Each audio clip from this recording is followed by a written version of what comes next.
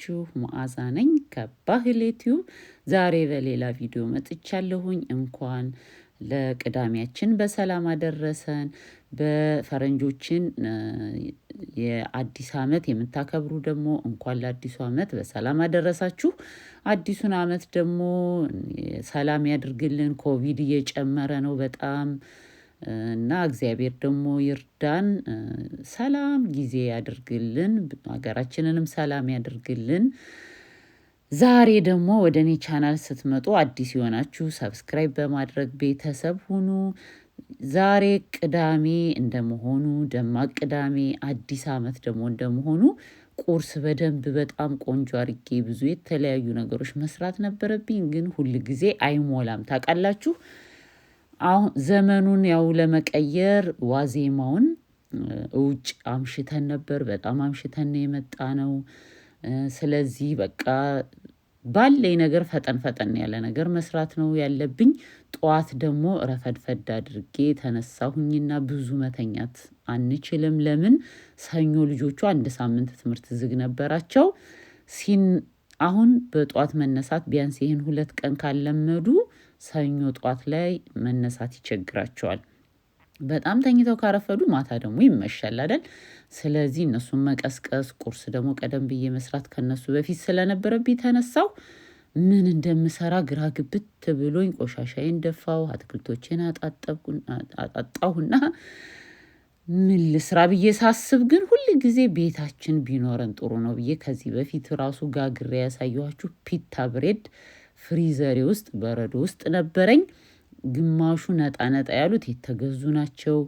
ቃቃ ያሉት ደግሞ እነዚህ በጣም ጎልደን የሆኑት ጠቆር ያለው ደግሞ እቤት የጋገርኩት ነው። እና እነሱ ካሉ ቁርስ ለመስራት የሆነ ነገር ለመስራት ለመብላት በጣም ቀላል ነው። እና ትንሽ ደቂቃ ወጣሁና ውጭ አርጊያቸው። እስከዛ ድረስ እኔ ቡናዬን አቀራረብኩኝ። እንቅልፍ በደንብ ስላልተኛ ቡና መጠጣት አለበት።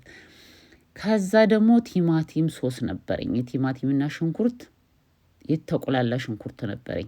እሱን እንደምታዩት ውጥት ታረኩና ለሁለት ከፍዬ 2 አይነት ቆንጆ ቁርስ ሰራዋለሁ ማለት ነው። እና ሁሌ ቁሌት ቤታችን ሲኖረን እንደዚህ የተጨናነቀ ታይም ሲኖረን ይጠቅመናል። ከውጭ ልንመጣ እንችላለን። እንደዚህ አጣዳፊ ነገር ሊገጥመን ይችላል።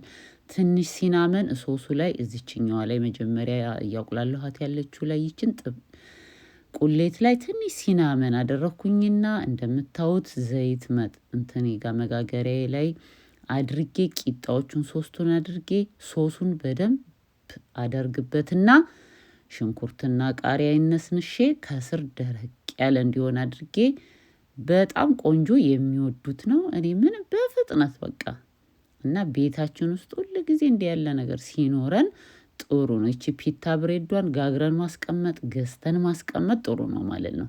ከዛ ግማሹን ደግሞ ሌላ ቁርስ ሰራዋለሁኝ። እንደምታዩት እንደምንፈልገው ሶሱ በዛ ሲል ይጣፍጣል። ቆንጆ ነው የሚሆነው። በዛ አርጌ ሶሱን በደንብ አዳርሻ አደርግበታለሁ። ከፈለጋችሁ ሌላ ነገር ካላችሁ አትክልት ምናምን ማድረግ ይቻላል።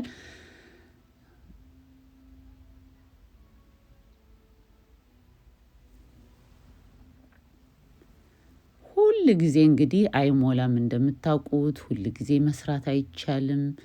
ስለዚህ አንዳንድ ጊዜ ደግሞ እንደዚህ ቀለል አድርጎ ዋናው ያለንን ነገር እንዴት መጠቀም እንዳለብን ማወቁ ነው ማለት ነው። የሆነ ሶስም ኖሮን አንዳንድ ቀን ምንም ትዝ አይለንም እና እንደዚህ ያለ ሶስ ካለ ግን በቃ ከዛ ደግሞ ግማሿን ደግሞ እንደዚህ መጀመሪያ ፍሪጅ ውስጥ የነበረ ስለሆነ ትክትክ አደርገዋለሁ። ሁሉ ነገር አለው።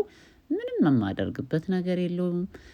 እንቁላሉን እንደዚህ እየሰበርኩኝ 4 እንቁላል ጣል አደርግበታለሁ። ይሄ እንደ ሹክሹካ እንደሚባለው የአረቦች ምግብ አለ አይደል? ሹክሹካ የሚባል እንደዛ የሚመስል ነገር እንሰራለን ማለት ነው። እሳቱ አንድ ጊዜ ሶሱን ይሄንን ቁሌቱን በደንብ ካንተከተኩት በኋላ እንቁላሉን ካረኩ በኋላ እሳቱን ቅንስ አድርጌ ምንም አይነት ቁሌት ቢኖራችሁ ይሄንን ለመስራት የፓስታ ሶስ ለምሳሌ የፓስታ ሶስ ካላችሁ ይሆናል።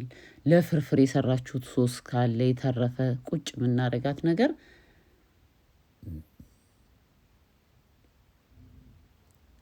እንደዚህ ይጠቅማል ማለት ነውና እንደዚህ የተረፈ ነገር ካለን እንቁላላችንን ጣል እናደርግበታለን። እሳቱን እንቀንሳለን። እንደዚች ሰበር እናደርጋታለን። እንቁላሉን ክድና አድርገን እሳቱን ቅንስ አድርገን ትንሽ ደቂቃ እንቁላሉ እስኪበስል ድረስ እናስቀምጠዋለን። እዩት እንዴት እንደሚያምር። ልጆቼ ይሄንን በዳቦ ይበላሉ፣ ከፈለጉ በተረፈውም ቂጣ አድርገው ይበላሉ።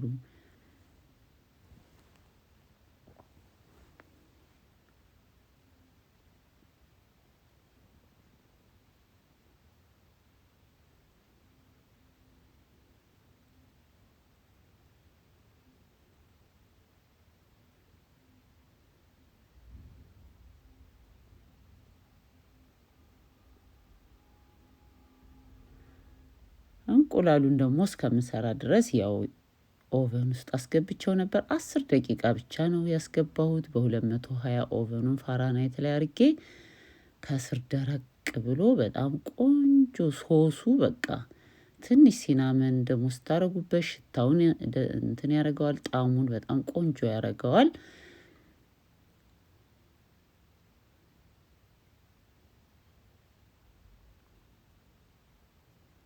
ሁል ጊዜ ይሄ ፒታ ብሬድ የሚባለው እቤታችን ቢኖር ጥሩ ነው። በዚህ መልኩ ቅርብርብ አድርጌ እንግዲህ ሰሞኑን ደግሞ ቤታችን ልደት ነበረ፣ ስዊት 16 ነበረ። አላነሳነውም ነበር የነበረውን ነገር እያጸዳዳው ከስር አላነሳነውም ነበር። ትንሽ ቀን ኢንጆይ እንድታደርገው ፈለኩኝ። ትንሽ ቀን በቃ እዛው ቡና እያፈላን ምናምን ሳምንቱን ሙሉ የልደት ሳምንት ነው ብለን በቃ ደስ እንዲላት አደረግን ማለት ነው። እዛው ጋር ቡና ፈላን። አዲሱን አመት ይሄንን ይመስላል እንግዲህ እዩት። በጣም ደስ የሚል ቆንጆ ቁርስ በደቂቃ ውስጥ ሰራሁ ማለት ነው። ቀሰቀስኳቸው። በግድ ነው መቼም የሚነሱት፣ ግን መነሳታቸው ግድ ስለሆነ በዚህ መልኩ አሳለፍን ማለት ነው ቅዳሜያችንን። መልካም ቅዳሜና እሁድ በዓል ለምታከብሩ መልካም አዲስ አመት። አዲሱ አመት የሰላም፣ የጤና፣ የብልጽግና፣